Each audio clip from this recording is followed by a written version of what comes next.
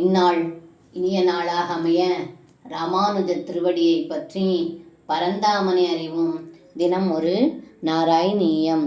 ஜாட்யேன பாலகிராபிகிலாஹமேவ ஸ்ரீவாசுதேவ இதி ரூடமதிஸ்திரம் சஹ சாயுஜ்ஞமேவ பவதைக்யதியா கதோபூத் கோ நாம கஸ்ய சுக்ருதம் கதமித்யவேயாத்.